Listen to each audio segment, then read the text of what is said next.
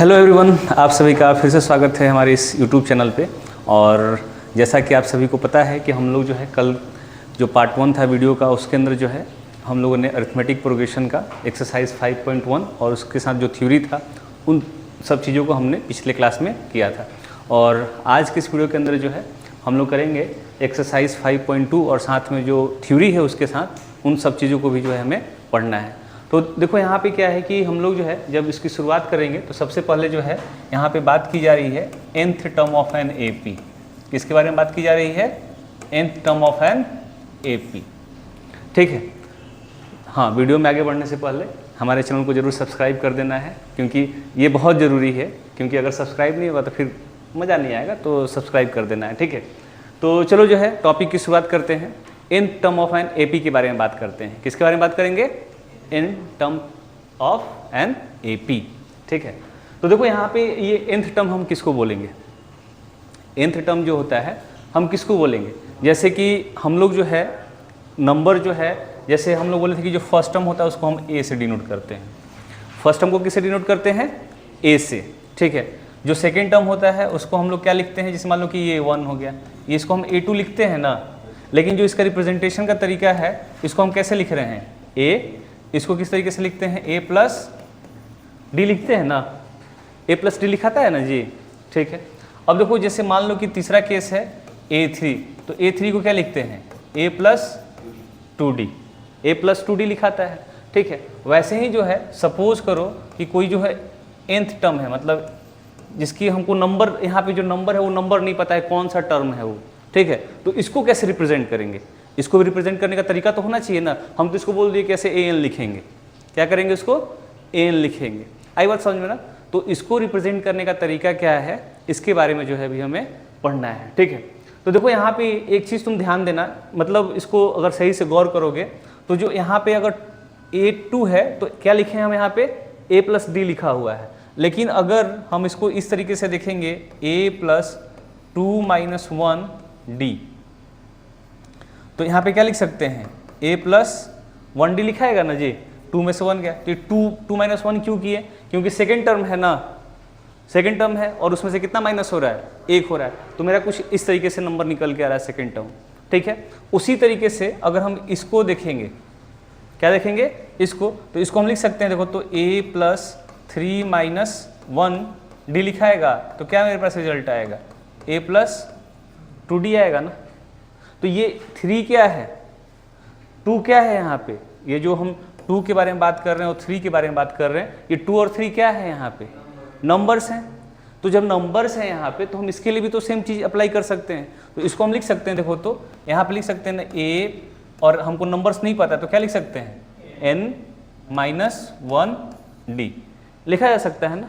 तो इसका मतलब ये हो गया कि अगर मुझे कोई भी n टर्म को हमको दिखाना हो, n टर्म कैसे लिखते हैं, तो हम लिख सकते हैं ना A plus n minus 1D। आई बात समझ में? और देखो कहीं कहीं जो है an की जगह पे क्या तुमको दिखने के लिए मिलेगा? Tn लास्ट टर्म के बारे में बात करते हैं। ठीक है। तो इसका भी सेम ही तरीका होगा, कोई अलग नहीं होगा इसके अंदर। मतलब हमको जो है n टर्म की वैल्यू यहाँ से निकल के आई कि हम nth टर्म को ऐसे लिख सकते हैं। ये कोई फॉर्मूला नहीं है, ऑलरेडी हम लोग इसको एक्सप्लेन कर चुके हैं। जो बेसिक्स हम लोग कर रहे थे वहीं पे इसको एक्सप्लेन कर चुके हैं। लेकिन देखो यहाँ पे क्या एक फार्मूला बन गया। ये क्या बन गया? एक तरीके से फार्मूला बन गया। है तो बहुत आसान, कोई दिक्कत नहीं है। ये फार्मूला को याद करने की जरूरत है? अब क्यों जरूरत नहीं है? क्योंकि हमको ऑलरेडी पता चल रहा है कि अगर सेकेंड टर्म लिखते हैं तो A प्लस डी रखते हैं। तो क्यों वहाँ पे हम लोग क्या करते हैं कि जो नंबर दिया हुआ है, नंबर में से किसको माइनस करते हैं? 1 को माइनस कर लेते हैं। इसलिए जो हमको वहाँ दूसरा नंबर मिलता है। तो इसलिए हम क्या कर सकते हैं, यहाँ पे अगर n टर्म होगा मेरा तो हम यहाँ पे नंबर की जगह पे क्या लिख देंगे? n लिख देंगे और 1 को माइनस करेंगे, d हो जाएगा मेरा। ठीक है। जिस तरीके से हम लिखते आ रहे हैं। आई बात समझ में ना? तो हमको जो है एक्सरसाइज 5.2 में इसी फॉर्मूला का यूज़ करते हुए सारा क्वेश्चन सॉल्व करना है। यही फॉर्मूला यूज़ होगा तो अभी हम लोग क्या करेंगे ना कि बारी बारी से जो है एक्सरसाइज का क्वेश्चन को सॉल्व करेंगे। ठीक है। तो चलो जो है हम लोग शुरू करते हैं इसको। देखो जी, अभी जो है हम लोग एक्सरसाइज सॉल्व करने से पहले 5.2 को सॉल्व करने से पहले हम लोग कुछ एग्जाम्पल जो दिया है उसके पहले उस एग्जाम्पल को सॉल्व करते हैं। क्योंकि एक्सरसाइज में जितना भी क्वेश्चन दिया रहता है वो सारा एग्जाम्पल के ऊपर बेस्ड रहता है। जो भी एग्जाम्पल हम लोग बनाते हैं उसी के ऊपर बेस्ड रहता है। ठीक है। तो चलो ठीक है, इसमें हम जो पहला एग्जांपल दिया एग्जांपल नंबर 3 है, कह रहा है कि find the 10th term of an AP 2, 7, 12। ठीक है, देखो यहाँ पे जो है एक AP दे रखा है हमारे पास। ठीक है, उस AP का अगर हम ध्यान से देखेंगे तो AP क्या है 2, 7, 12। ठीक है, और इसका हमको कौन सा टर्म निकालना है 10th टर्म को निकालना है। किसको निकालना है 10th टर्म को। चलो ठीक है, अब देखो यहाँ पे क्या है कि अगर हम 10th टर्म के बारे में बात करें तो सबसे पहले क्या दिया हुआ है A दिया हुआ है 2। A कितना दिया हुआ है 2। उसका तो हम कॉमन डिफरेंस निकालेंगे, तो कॉमन डिफरेंस निकालेंगे तो क्या लिखेंगे A2 माइनस A1 यानी 7 माइनस 2 दैट इज 5। ये 5 आ गया ना। चलो ठीक है, अब हम लोग फार्मूला पे जाएंगे। अभी हमने फार्मूला पढ़ा था ना, कौन सा फार्मूला पढ़ा था हमने कि an is equal to a plus n minus 1d। ठीक है, हमको n का वैल्यू कितना है 10th है। ठीक है, तो a कितना है यहाँ पे जी 2 और n की वैल्यू 10 लेंगे क्योंकि हमको 10 दिया हुआ है ना, यहाँ पे -1 करेंगे और d कितना है मेरा 5। तो 2 प्लस ये कितना हो जाएगा 9 इंटू 5, तो यानी 45 और 2 कितना हो जाएगा 47। यही क्या हो जाएगा इसका आंसर हो जाएगा। देखो है कि नहीं आसान। हम लोग बस हाँ कुछ बोलना है, चलो ठीक है फिर नहीं कुछ बोलना है तो देखो बात को जो है मन में नहीं रखा जाता है घनश्याम। ठीक है, और ऐसे भी तुम्हारा जो है ना तुम भी अमर हो गए कि तुम्हारा नाम जो है पूरा इंडिया सुनेगा कि क्लास में जो है घनश्याम बैठा हुआ है और कुछ ऐसी हरकतें कर रहा है। देखो क्लास में बैठते हैं ठीक है, मस्ती मजाक चलता है, लेकिन पढ़ाई के समय मस्ती मजाक ठीक नहीं है। ठीक ना, सूरज को इतना क्यों परेशान कर रहे हो बेचारा, ये तो ऐसे ही पढ़ने में कमज़ोर है, तो इसको डिस्टर्ब नहीं करो। ठीक है, चलो नेक्स्ट है हम लोग एग्जाम्पल नंबर 4 है। एग्जाम्पल नंबर 4 को भी समझते हैं। एग्जाम्पल नंबर 4 क्या कहता है, कह रहा है कि which term of an AP is -81 and also is any term 0, give reason for your answer. ठीक है, यहाँ पे कह रहा है कि एक AP दे रखा है। सबसे पहले क्या दे रखा है एक AP दे रखा है और उसमें तुम्हें बताना है कि 81 है कि नहीं, मतलब 81 है उसमें तो कौन सा टर्म है वो कितने नंबर पे आएगा।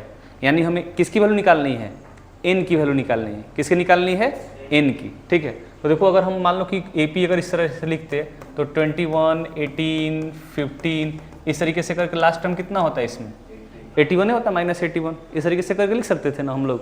तो इसी को बताना है कि ये इसमें कौन सा टर्म होगा, कौन से नंबर पे आएगा ये। ठीक है, तो इसका मतलब ये है कि हमको n निकालना है इसमें, तो हम लोग फार्मूला वही यूज़ करते हैं। ठीक है, तो फार्मूला जो यूज़ करेंगे सॉल्यूशन लिख लेंगे an is equal to a plus n minus 1d। आई बात समझ में ना। अब देखो इसमें क्या है कि अगर हमको यहाँ पे n नहीं पता था, n ही निकालना है, तो इसके लेकिन ये लास्ट टर्म है ना, यहाँ पे लास्ट टर्म कितना दे रखा है मेरा -81, तो इसकी जगह हम क्या लिखेंगे -81 लिखेंगे। क्या लिखेंगे यहाँ पे -81। अच्छा a कितना है इसमें 21। ठीक है, और n नहीं पता है तो n को क्या करते हैं ऐसे ही रन देते हैं। अच्छा d तो पता चल जाएगा ना जी, तो d निकालने का तरीका तो क्या है A2 माइनस A1 यानी 18 माइनस 21, तो कितना आ गया -3। तो हम क्या कर सकते हैं यहाँ पे -3 लिख सकते हैं ना जी।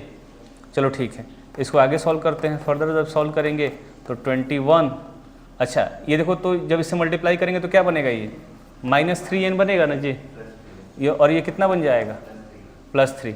तो इस इन दोनों को जोड़ सकते हैं आपस में ना, तो 21 दिन कितना हो गया 24, और 24 गया तो इधर क्या लेके आ सकते हैं इसको, तो माइनस हो जाएगा ना जी, तो -3n हो गया। अच्छा इसको देखो तो जोड़ दो कितना आएगा 105 -105 और ये -3n, तो माइनस माइनस कट गया ना जी, तो n इज इक्वल टू कितना आया 105/3। इसको डिवाइड करें तो कितनी बार में जाएगा 35 बार में जाएगा। यानी n की वैल्यू कितनी आई मेरे यहाँ पे, n की वैल्यू कितनी आ गई जी मेरा 35, और यही क्या हो गया मेरा आंसर हो गया। ठीक है, ये तो चलो ठीक है, लेकिन अब इसमें कह रहा है ना कि ये बताओ कि इसमें कौन सा टर्म 0 होगा, क्या इसमें मतलब 0 आएगा कि नहीं आएगा। ठीक है, मतलब 0 पॉसिबल है कि नहीं है, इसको हमको देखना होगा। तो 0 देख लेते हैं, इसमें क्या करते हैं इसमें 0 देख लेते हैं। ठीक है, ये तो लिख लियो, यहीं पे बना देते हैं इसको, अगला स्टेप में यहीं पे कर देते हैं। ठीक है, तो देखो इसको क्या करते हैं यहाँ पे थोड़ा सा इरेज करके हम लोग सेकंड का जो है उसको हम लोग बना लेते हैं। ठीक है, क्योंकि सेम तरीक़ा से बनेगा और हमको लगता है कि आसानी से तुम लोग भी बना सकते हो।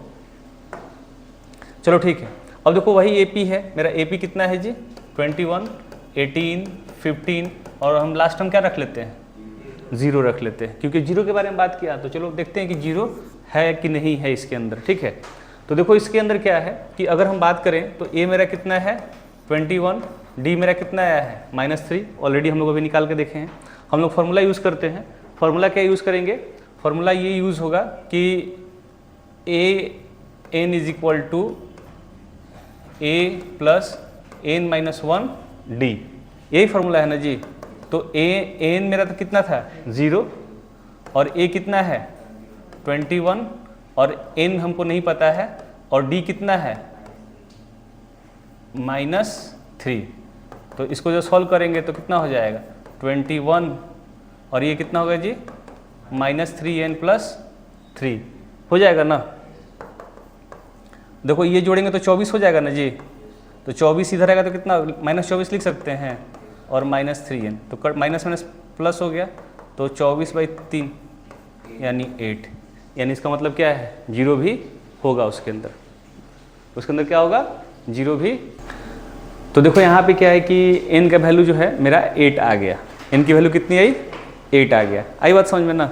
तो रीज़न में लिख देंगे कि हाँ भाई ये टर्म में 0 होगा, क्योंकि जो nth इसका जो n का वैल्यू कितना दे रहा है 8, यानी 8वें नंबर पे ये आएगा मेरा यहाँ पे। क्लियर है, किसी को दिक्कत? चलो ठीक है, फिर हम लोग अगले क्वेश्चन की तरफ प्रस्थान करते हैं। अगला क्वेश्चन जो है देखते हैं क्या है। देखो ये क्वेश्चन जो है थोड़ा बहुत इंटरेस्टिंग है। क्यों इंटरेस्टिंग है, कह रहा है कि determine the AP whose third term is 5। तीसरा टर्म कितना दे रखा है 5 दे रखा है, और जो 7th टर्म है वो कितना दे रखा है 9 दे रखा है। Third term is 5 and 7th term is 9। ठीक है, तो हम लिख सकते हैं, देखो तो यहाँ पे जो थर्ड टर्म है उसको हम लिख सकते हैं इस तरीके से A प्लस कितना लिखेंगे जी 2D, यानी A प्लस 2D की वैल्यू कितनी दे रखी है 5। आसानी से इसे लिख सकते हैं ना। ठीक है, इसका सॉल्यूशन हम लोग इस तरीके से कर सकते हैं। एग्जाम में जो है डायरेक्ट नहीं करना है, पर ऐसे दिखना है, गिवन लिखना है कि गिवन दिया हुआ है, हम तो बस ऐसे समझा रहे हैं। ठीक है, अब देखो यहाँ पे जो है हमको 7th टर्म लिखना है। कौन सा टर्म लिखना है जी 7th टर्म। तो 7th टर्म को हम लोग क्या लिख सकते हैं A प्लस 6D, और 9 लिखा जा सकता है इस तरीके से। लिख सकते हैं कि नहीं लिख सकते हैं बता लो। चलो ठीक है, अब देखो यहाँ पे क्या है कि हम लोग जो है थर्ड चैप्टर पढ़े थे लीनियर इक्वेशन इन 2 वेरिएबल्स, उसका हम लोग यूज़ करते हुए यहाँ पे सॉल्व कर लेंगे, क्योंकि दोनों इक्वेशन को तुम ध्यान से देखोगे तो कुछ इसी तरीके का बन रहा है ना। तो इसको जो है हम लोग चलो सॉल्व करते हैं। लिख देते हैं A plus 2D is equal to 5 और A plus 6D is equal to 9। क्या करेंगे, प्लस करेंगे कि माइनस करेंगे, माइनस करते हैं। ठीक है, तो साइन चेंज हो जाता है ना। देखो ये क्या हो गया, कट जाएगा। ठीक है, तो ये कितना होगा -4D होगा ये वाला। अच्छा ये कितना होगा -4, कट गया, तो D इज इक्वल टू 4/4 कितना आ गया जी 1, यानी D की वैल्यू कितनी आ गई 1 आ गई। ठीक है, अच्छा इसमें हम लोग लगता है कुछ डिटरमाइन दी AP। अच्छा AP निकालना है हम इसमें नहीं जी, तो हम लोग क्या करते हैं, अब हमारे पास D के वैल्यू आ ही गया तो A का वैल्यू निकाल लेंगे ना। तो हम लोग क्या करेंगे, मान लो कि ये इक्वेशन 1 था मेरा और ये इक्वेशन 2 था, तो हम लोग लिख सकते हैं ना कि putting the value of D in equation number 1 कर लो चाहे 2 कर लो, बात तो क्या आएगा सेम ही आएगा। ठीक है, तो मान लो कि A plus 2D is equal to कितना था जी 5, और D की वैल्यू कितनी है मेरी 1, तो A प्लस 2 लिखा जा सकता है ना। तो यहाँ से क्या आएगा A इज इक्वल टू ये जाएगा तो 3 हो जाएगा ना जी। आई बात समझ में ना। तो अब हम लोग AP को बना सकते हैं, बना सकते हैं नहीं बना सकते। देखो कैसे बनेगा, तो यहाँ पे जो रिक्वायर्ड हमारा AP है 3 तो पहला हो जाएगा, क्योंकि पहला टर्म कितना दे रखा है 3 दे रखा है ना। फिर हम लोग दूसरा टर्म लिखेंगे तो क्या करेंगे 3 + 1 कितना बन जाएगा, उसके बाद कितना बन जाएगा जी, उसके बाद और ये जहाँ तक जाएगा इसको लेके चले जाएंगे, जहाँ तक जाएगा जहाँ तक लेके चले जाएंगे। ठीक है, किसी को दिक्कत नहीं ना इसमें, पक्का। चलो ठीक है, अभी जो है हम लोग अपने नेक्स्ट क्वेश्चन की तरफ चलते हैं, और ये हमारा एग्जाम्पल नंबर 6 होगा अगला क्वेश्चन जो है। देखो यहाँ पे कहता है कि check whether 301 is a term of the list of numbers 5, 11, 17 and 23। हमें ये चेक करना है कि क्या जो है 301 जो है ना इस एपी का हिस्सा है या नहीं है, whether it is a part of given AP.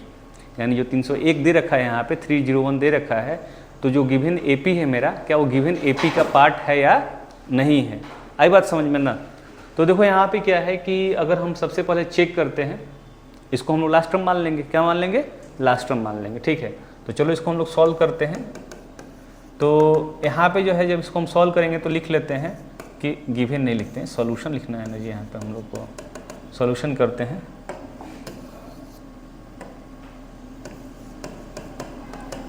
तो देखो यहाँ पे क्या है 5, 11, 17, 23 ये हो गया ना, और इसको ऐसे करके डैश करके कितना लिख देते हैं 301 लिख देते हैं। आई बात समझ में ना। हमको क्या पता करना है? सबको क्वेश्चन समझ में गया है ना? क्या पता करना है? हाँ, जो 301 है वो एपी है या नहीं है, हमको ये पता करना है। आई बात समझ में ना। तो चलो ठीक है, इसको चेक करते हैं कि है कि नहीं भाई, सही बात है। तो देखो यहाँ पे क्या है कि अगर हम बात करें तो a की वैल्यू कितनी है 5 है, d कितना हो जाएगा जी a2 माइनस a1 यानी 11 माइनस 5 दैट इज 6। ठीक है, अब हम लोग फॉर्मूला यूज़ कर लेंगे जो फॉर्मूला अभी तक बनाते आए हैं। ठीक है, तो हम लोग लिख सकते हैं ना an is equal to a plus n minus 1 d। अच्छा, इसको हमको इसमें n ही निकालना है ना। क्या निकालना है? इसमें n निकालना है। लेकिन चेक क्या करना था कि 301 है कि नहीं है। अगर n जो है कोई होल नंबर आ गया और पॉजिटिव नंबर आ गया तो इसका मतलब क्या है, वो इसका पार्ट है। नहीं आया तो वो पार्ट नहीं है इसका। ठीक है, चलो ठीक है। अब देखो यहाँ पे हम क्या लिख सकते हैं 301 लिख सकते हैं ना। चलो ठीक है, a की वैल्यू कितनी है जी 5 और n हमको नहीं पता है, d पता है ना। d का वैल्यू कितना है जी 6। तो 301 और ये 5 प्लस 6n माइनस 6 लिख सकते हैं, लिखा जा सकता है ना। चलो ठीक है, अब देखो इसको हम लोग आगे यहाँ पे सॉल्व करते हैं। तो ये जो है दोनों क्या हो जाएगा, 5 में से माइनस 6 जाएगा तो -1 होगा ना। यहाँ पे कितना होगा -1, इधर आएगा तो क्या बन जाएगा +1 बन जाएगा, तो 2 बन जाएगा ना जी। तो हम लिख सकते हैं 6n इज इक्वल टू 302 लिखा जा सकता है। 6n इज इक्वल टू कितना लिख सकते हैं 302। ठीक है, तो n इज इक्वल टू क्या हो जाएगा 302/6, 302/6। और देखो इसको कटा लेते हैं, अगर कटेगा तो ठीक है। देखो यहाँ पे क्या है 2 से कटाते हैं, तो 2 से कटाएंगे तो कितना होगा जी 151 और ये कितनी बार में जाएगा 3 बार में, यानी ये फ्रैक्शनल फॉर्म में आ रहा है। किस फॉर्म में आ रहा है? फ्रैक्शनल फॉर्म में। तो ये इसका मतलब क्या है, होल नंबर तो है नहीं। जब होल नंबर नहीं है तो क्या है, ये एपी में नहीं है। तो लिख देंगे कि the given the value of n is not in the whole number और neither it is a sorry क्या बोलते हैं इसको, सिर्फ होल नंबर में नहीं है, तो इसीलिए क्या है ये एपी में नहीं है। मतलब 301 जो है इसका पार्ट नहीं है। जो गिवन ये 301 है ना वो इसका पार्ट नहीं है। क्यों? क्योंकि जो नंबर आया है क्या है फ्रैक्शनल फॉर्म में है, होल नंबर में नहीं है, इसीलिए वो नहीं है। आई बात समझ में ना। आई थिंक ये क्वेश्चन क्या n की वैल्यू 0 कैसे हो सकती है? कोई भी टर्म जो है वो 0 है, 0 को छोड़ के बात करते हैं। ठीक है, वो 0 को छोड़ के बात करेंगे, 0 नहीं होगा। ठीक है, क्योंकि वो जो है ना मेनली क्या है कि देखो हम लोग होल नंबर का मतलब क्या है कि वो फ्रैक्शनल फॉर्म में नहीं होना चाहिए, सिर्फ 0 को छोड़ के। क्योंकि 0 होगा तो 0 का मतलब कुछ नहीं, 0 का मतलब कुछ नहीं। किसी नंबर के आगे लगा तब ना उसकी वैल्यू बढ़ती है, उसके पहले थोड़ी होगा। ठीक है, चलो ठीक है। तो अभी देखो नेक्स्ट है हाउ मेनी, नेक्स्ट क्वेश्चन हम लोग का जो है 7th नंबर क्वेश्चन है। कह रहे हैं कि how many 2 digit numbers are divisible by 3।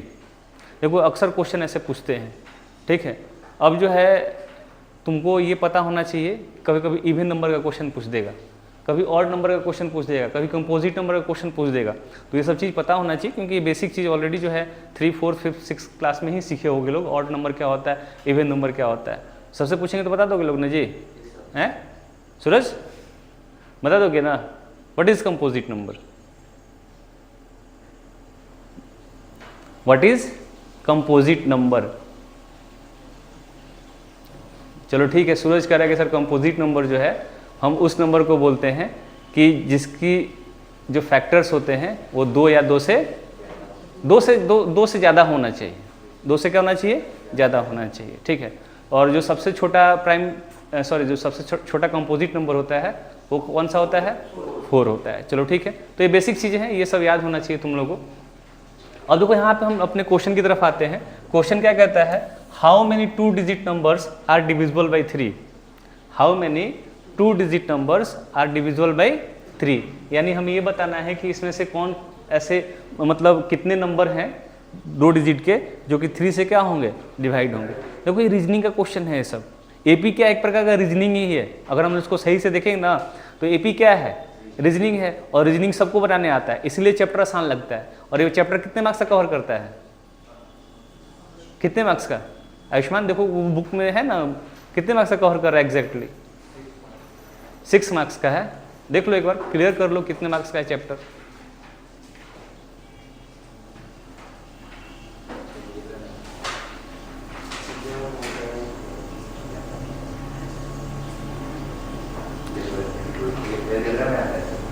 कितने मार्क्स का कवर कर रहा है? अच्छा चलो कि 5 मिनिमम 5 नंबर लेके चलते हैं कि 5 नंबर का कवर करता ही करता है। तो 5 नंबर के लिए कोई इतना आसान चैप्टर है, हम लोग मान लो कि 5 नंबर अगर नहीं पढ़ेंगे तो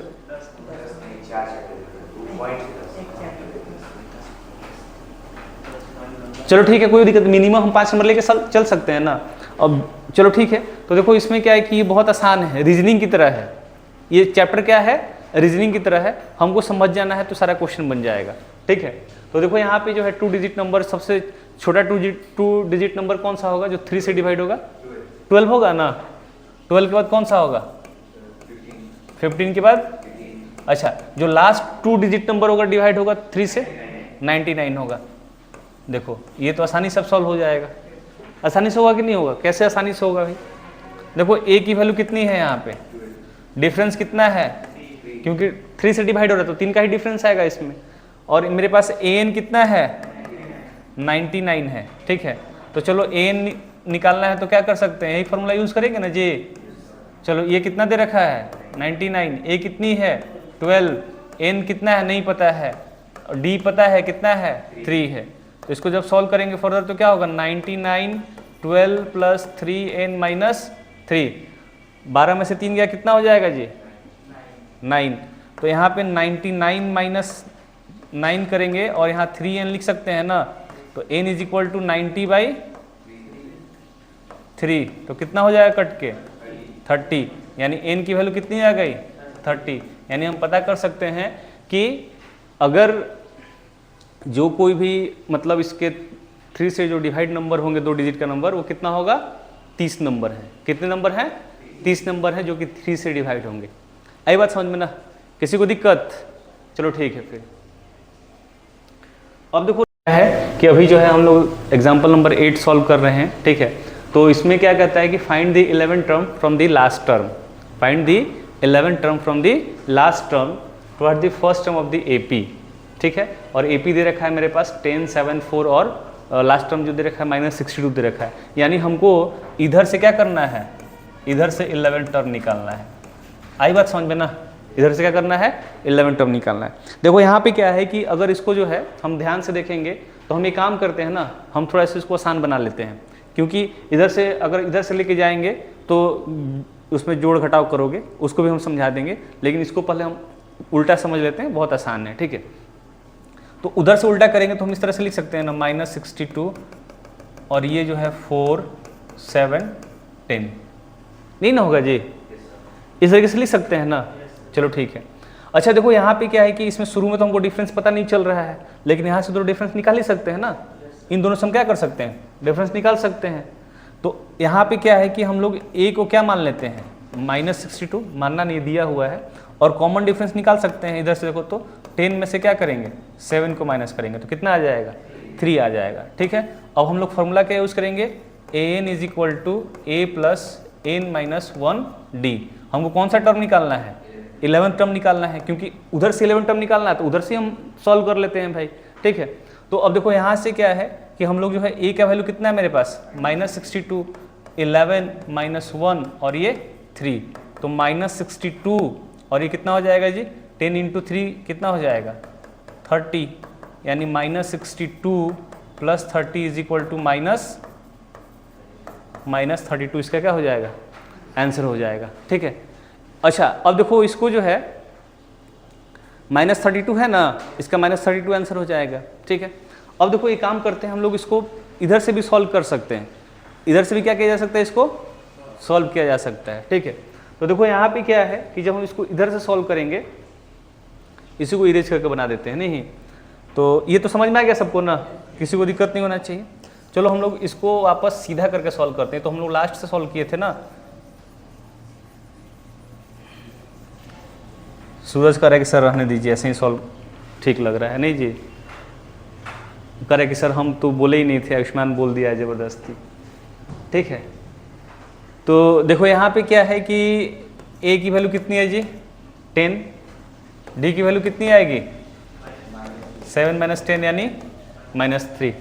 ठीक है, तो और इसमें लास्ट टर्म कितना दे रखा है -62। तो पहले तो हमको पता करना है कि इसमें टोटल नंबर ऑफ टर्म्स कितना है, पहले हम ये पता कर लेते हैं। पहले क्या करते हैं, इसमें टोटल नंबर ऑफ टर्म्स पता करते हैं। ठीक है, तो जब टोटल नंबर ऑफ टर्म्स पता करेंगे तो देखो तो हम फॉर्मूला यूज़ कर सकते हैं n = a + n - 1d, और ये लास्ट टर्म क्या है इसमें 62। ठीक है, a की वैल्यू कितनी है जी 10, हमको n नहीं पता है और डिफरेंस कितना आया है -3। ठीक है, तो -62 10 प्लस ये कितना हो जाएगा जी -3n, और ये कितना होगा -3, तो 10 और 3 क्या हो जाएगा 13। ठीक है, तो -62, और इसको एक काम करते हैं यहाँ पे इस साइड आएगा तो कितना होगा ये -13 होगा ना, और ये क्या हो जाएगा -3n। तो देखो ये कितना होगा जी 65 75, और ये कितना हो जाएगा -3n। तो n की वैल्यू तुमको कितना समझ में आ रहा है 25 आ रहा है ना, n का वैल्यू कितना है मेरे पास 25। अब देखो यहाँ पे मेरे पास टोटल टर्म कितना था 25 था, टोटल टर्म कितना था 25। अब देखो हमको पीछे से क्या करना था 11वां टर्म निकालना था। तो अगर हम पीछे से देखेंगे कि अच्छा देखो तो ये जो है टोटल 25 टर्म है और पीछे से हमको 11 निकालना है, तो 14 हो रहा है, 14 हो रहा है ना। लेकिन ऐसे नहीं होता है, इसमें एक प्लस करना पड़ता है। क्यों करना पड़ता है करके देखो, वैसे ही आएगा। जैसे मान लो कि टोटल हम लिखते हैं ना, एक सिंपल सा पूरा समझाने के लिए लिख लेते हैं 1 से 25 तक गिनती, 1 2 3 4 5 6 7 8 9 10 11 12 13 14 15 16 17 18 19 20 21 22 23 24 25। देखो कन्फ्यूजन नहीं रहे इसलिए इसको ऐसे हम बता रहे हैं। ठीक है, देखो इसमें क्या है, हम पीछे से कौन सा टर्म निकालना है 11 टर्म, 1 2 3 4 5 6 7 8 9 10 11। कौन सा टर्म है 15 टर्म है ना। ऐसे हम उसमें से घटा देते कौन सा टर्म आ रहा था 14 आ रहा था। तो ऐसे नहीं, ये पीछे से जब काउंट करेंगे ना तो हमेशा 1 प्लस कर देना है। ठीक है, तो कौन सा टर्म निकालना है इसमें, इसका मतलब 15 टर्म निकालना है। तो हम क्या कर लेंगे यहाँ पे 15 टर्म निकाल सकते हैं ना। देखो ये समझाने के लिए यहाँ पे ऐसे हम लिखे थे कि बस तुमको कन्फ्यूजन ना रहे कि आखिर सर ये कैसे हो रहा है। ठीक है, तो इसीलिए जब कभी हम दिया रहेगा ऐसे एग्जाम में कि पीछे से निकालना है तो तुम्हारे पास n कितना आया था 25, और उसमें से क्या करो एक माइनस करोगे तो कितना आएगा 14, और इसमें क्या करना है जोड़ देना है। तो ये 15 टर्म हमको निकालना है, यानी 15वां टर्म पीछे से होगा। तो 15वां टर्म जब निकालोगे तो वापस जैसे हम लोग उल्टा बनाए थे उसी तरीके से आएगा। करके देख लेते हैं यहाँ पे। तो देखो यहाँ पे क्या है कि हमको 15 टर्म निकालना है ना जी। तो a + n - 1d, तो a की वैल्यू कितनी है 10, और ये हो जाएगा 14 हो जाएगा ना जी, और यहाँ पे कितना है -3। तो 10 प्लस कितना हो जाएगा जी -42। तो 10 - 42 कितना आ जाएगा -32। देखो दोनों केस में सेम आंसर आया कि नहीं है, दोनों केस में सेम आंसर आ गया मेरा ना, कोई दिक्कत पक्का। चलो ठीक है, अभी देखो इसमें जो है एक और एग्जाम्पल दे रखा है 9 और 10 नंबर दोनों एग्जाम्पल है, इन दोनों को भी हम लोग कर ही लेते हैं। अब इसको छोड़ा क्यों जाए, क्योंकि देखो इसमें क्या है कि थोड़ा सा वो लंबा था ना, थोड़ा लिखने में समय जाता, तो इसको जो है हम ऐसे ही समझा देते हैं। ठीक है, देखो एग्जाम्पल नंबर 9 क्या है। एग्जाम्पल नंबर 9 में ये कहता है a sum of ₹1000 is invested at 8% simple interest per year. मतलब मेरे पास जो प्रिंसिपल अमाउंट है, प्रिंसिपल अमाउंट कितना है मेरे पास, 1000 रुपया है। कितना है जी, 1000 रुपया, और प्रत्येक साल जो है उस पर हमको इंटरेस्ट कितना चार्ज हो रहा है, 8% मिल रहा है। ठीक है, तो calculate the interest at the end of each year. ठीक है, हमको जो है प्रत्येक साल का क्या करना है, इंटरेस्ट निकाल देना है। ठीक है, और देखो इसमें बताना है कि क्या जो है जो इंटरेस्ट आ रहा है वो एपी में है कि नहीं है। आई बात समझ में ना, हमको ये बताना है। ठीक है, और साथ ही साथ जो है हमें ये भी बताना है कि ये 30 साल का मतलब जो है एट द एंड ऑफ करेंगे, so find the interest at the end of 30 years making use of this fact. अगर ये एपी में है तो 30 साल का क्या इंटरेस्ट होगा, 30 साल बाद क्या इंटरेस्ट होगा वो बताना है। आई बात समझ में ना, तो चलो इसको जो है हम करके देखते हैं। ठीक है, तो देखो सबसे पहले क्या है कि हम लोग पहले साल का अगर होगा, सिंपल सी बात है, हम लोग सबको फार्मूला आता है। अगर पहले साल के लिए बात करते हैं तो PRT होता है ना जी, बाई 100। तो मेरे पास प्रिंसिपल अमाउंट कितना था, 1000, रेट ऑफ इंटरेस्ट और समय कट के तो कितना हो गया, यानी 80 रुपया पहले साल कितना मिला इंटरेस्ट, हमको 80 रुपये का इंटरेस्ट मिला। ठीक है, चलो ये फर्स्ट ईयर के केस में था, ये फर्स्ट ईयर का केस था। और देखो सेकेंड ईयर के केस में क्या होगा, SI जब निकालेंगे तो क्या होगा जी, ये PRT बाई 100, यानी 1000 × 8 × 2/100। तो ये कितना आ जाएगा, 160 आ जाएगा, आएगा ना 160।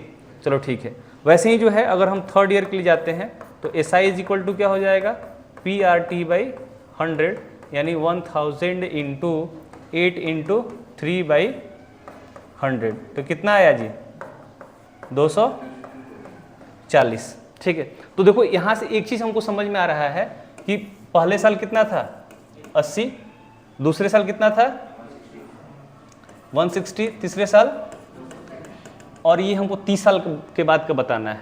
तो मेरे पास जो है A की वैल्यू कितनी है, D की वैल्यू कितनी है जी, 80 ही है, और हमको जो है N कितना दे रखा है, हमको तीसरे साल बाद निकालना है ना, हमको यही ना वैल्यू निकालना है, AN इज इक्वल टू। तो इस फॉर्मूला का यूज़ करके निकाल सकते हैं कि नहीं निकाल सकते हैं।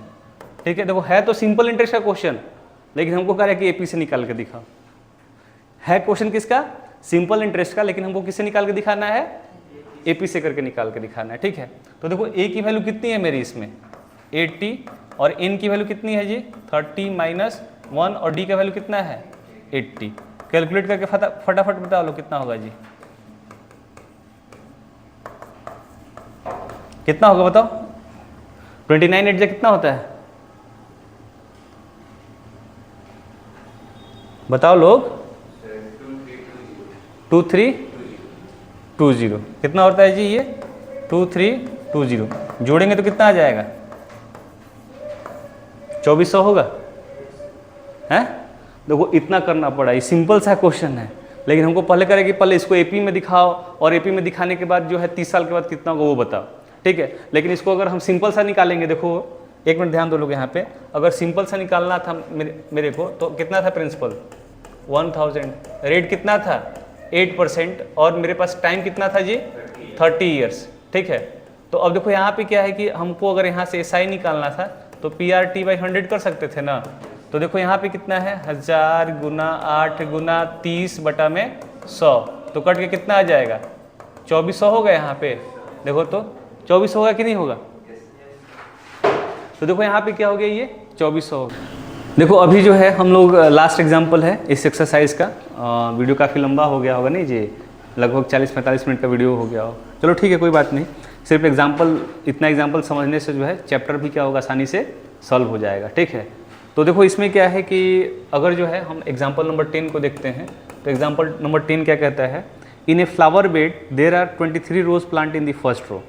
एक फ्लावर बेड है, मतलब फ्लावर का बगीचा, मतलब फूल का बगीचा है, और उसमें अगर देखें तो उसमें जो फर्स्ट रो में जो है ना 23 रोज प्लांट है।